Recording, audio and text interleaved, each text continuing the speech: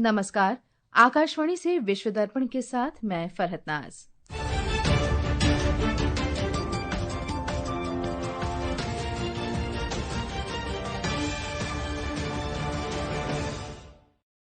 काबुल में हवाई हमले के बाद तालिबान के पाकिस्तान की सैन्य चौकियों पर हमले के बाद पाकिस्तान अफगानिस्तान सीमा पर भीषण संघर्ष शुरू हुआ। बांग्लादेशी सेना ने जबरन गुमशुदगी के मामले में 15 अधिकारियों को हिरासत में लिया। कनाडा की विदेश मंत्री अनीता आनंद आज रात 3 दिन की भारत यात्रा पर नई दिल्ली पहुंचेंगे। हॉलीवुड की जानी मानी हस्ती डायने कीटन का 79 वर्ष की आयु में निधन। और विशाखापत्तनम में महिला एक दिवसीय क्रिकेट विश्व कप में आज दोपहर भारत का मुकाबला ऑस्ट्रेलिया से।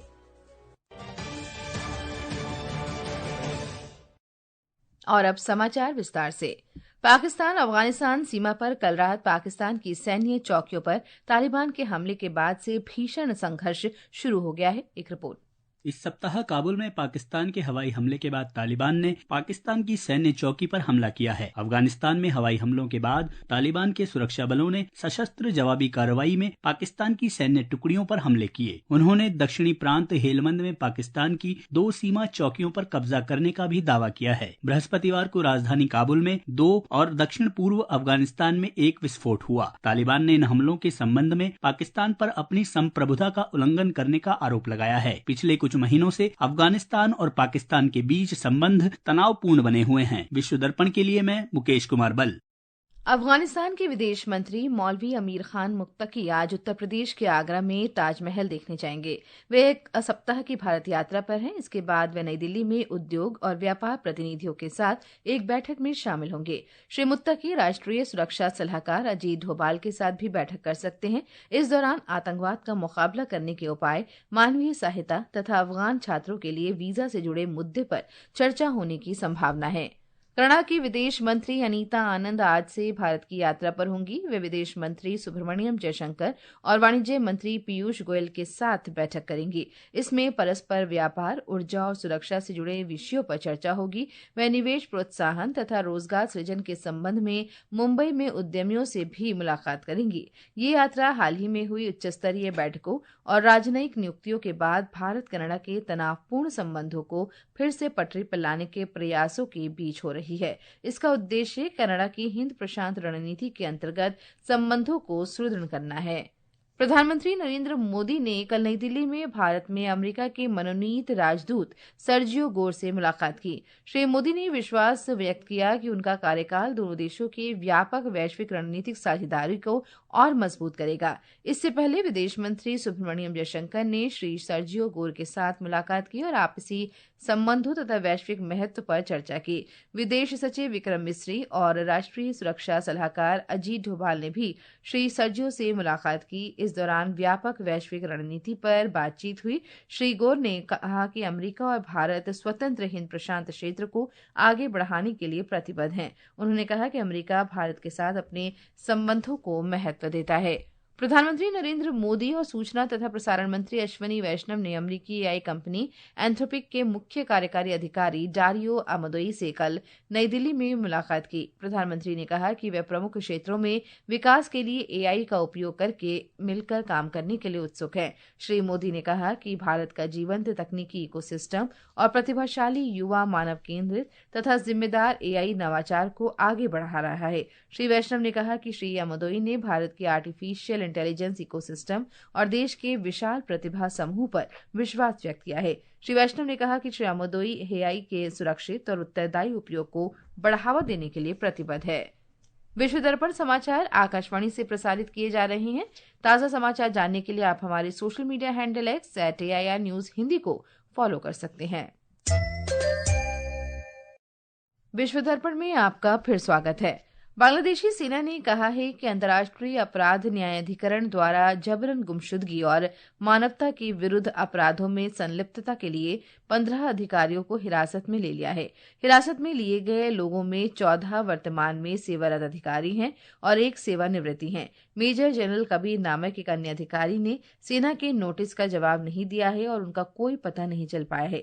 आईसीटी ने बुधवार को अवामी लीग सरकार के दौरान विपक्षी नेताओं के लापता होने और उन्हें प्रताड़ित करने से जुड़े 2 अलग अलग मामलों में 30 व्यक्तियों के खिलाफ वारंट जारी किए। ऑस्कर विजेता अभिनेत्री डायने कीटन का कल कैलिफोर्निया में 79 वर्ष की आयु में निधन हो गया। कीटन को 1977 की फिल्म एनी हॉल में उनके ऑस्कर विजेता अभिनय और द गॉडफादर फिल्मों में उनकी भूमिका के लिए जाना जाता है। उन्होंने 1970 की romantic comedy lovers and other strangers से अपने फिल्मी करियर की शुरुआत की थी। कीटन ने 60 से ज्यादा फिल्मों में काम किया। 2024 में प्रदर्शित समर कैंप उनकी अंतिम फिल्म थी। शिकागो स्थित अमेरिका के एक न्यायालय ने कल ट्रंप प्रशासन के उस अनुरोध को खारिज कर दिया जिसमें इलिनॉय राज्य में नेशनल गार्ड सैनिकों के 7वें सर्किट के लिए तत्काल तैनाती की अनुमति देने का अनुरोध किया गया था। एक रिपोर्ट। इलिनॉय और शिकागो के अधिकारियों ने ट्रंप प्रशासन पर मुकदमा दायर किया था जिसमें तर्क दिया गया था कि ये तैनाती इलिनॉय की संप्रभुता में हस्तक्षेप है। राष्ट्रपति ट्रंप ने इस साल की शुरुआत में ही लॉस एंजलिस और वाशिंगटन डीसी के महापौर की आपत्तियों के बावजूद वहां सैनिक भेज दिए थे। ट्रंप ने तर्क दिया था कि अवैध प्रवासन और अपराध पर नकेल कसने के लिए सैनिकों की आवश्यकता थी। ओरेगन के एक अन्य न्यायाधीश ने भी ट्रंप को पोर्टलैंड में सैनिक भेजने से पहले ही रोक लगा दी थी। विश्व दर्पण के लिए मैं हिमांशु कांडपाल। इराक सरकार ने देश की संस्थाओं पर हाल ही में लगाए गए अमेरिकी ट्रेजरी प्रतिबंधों की आलोचना की है। अमेरिकी ट्रेजरी विभाग ने बृहस्पतिवार को इन प्रतिबंधों की घोषणा की थी। इन प्रतिबंधों का उद्देश्य उन व्यक्तियों और कंपनियों के खिलाफ कार्रवाई करना है जो अमेरिकी प्रतिबंधों से बचने, हथियारों की तस्करी करने और व्यापक भ्रष्टाचार में ईरानी सरकार की मदद करते हैं। इराक के प्रधानमंत्री मोहम्मद शिया अल सुदानी ने इस मामले की समीक्षा करने और 30 दिनों के भीतर एक विस्तृत रिपोर्ट प्रस्तुत करने के लिए एक उच्च स्तरीय राष्ट्रीय समिति के गठन का निर्देश किया है। मेडागास्कर में सैनिकों के कुछ समूह आदेशों की अवहेलना करते हुए राष्ट्रपति एंड्री राजोएलिना के शासन के खिलाफ राजधानी एंटानानारिवो में एकत्रित हजारों सरकारी विरोधी प्रदर्शनकारियों में शामिल हो गए। पुलिस द्वारा प्रदर्शनकारियों पर स्टन ग्रेनेड और आंसू गैस के गोले चलाए गए। युवा प्रदर्शनकारियों ने कल पहली बार राजधानी के मे 3 स्क्वायर में प्रवेश किया। ये प्रदर्शन बिजली और पानी की कमी को लेकर गुस्से से भड़का था जो एक व्यापक सरकार विरोधी अभियान में बदल गया। संयुक्त राष्ट्र ने बताया कि इस विरोध प्रदर्शनों में कम से कम 22 लोग मारे गए हैं और 100 घायल हुए हैं।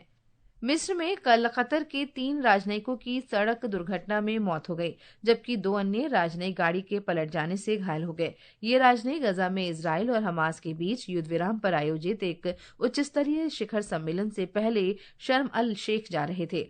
कतर ने मिस्र और अमेरिका के साथ मिलकर युद्ध विराम की मध्यस्थता की थी। तुर्की भी इस महीने की शुरुआत में मिस्र में हुई वार्ता में शामिल हुआ था।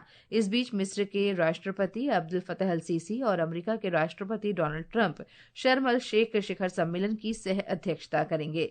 सम्मेलन में फ्रांस के राष्ट्रपति इमैनुअल मैक्रों, स्पेन के प्रधानमंत्री पेड्रो सांचेज और संयुक्त राष्ट्र महासचिव एंटोनियो गुतेरेस सहित 2 दर्जन से अधिक वैश्विक नेता शामिल होंगे।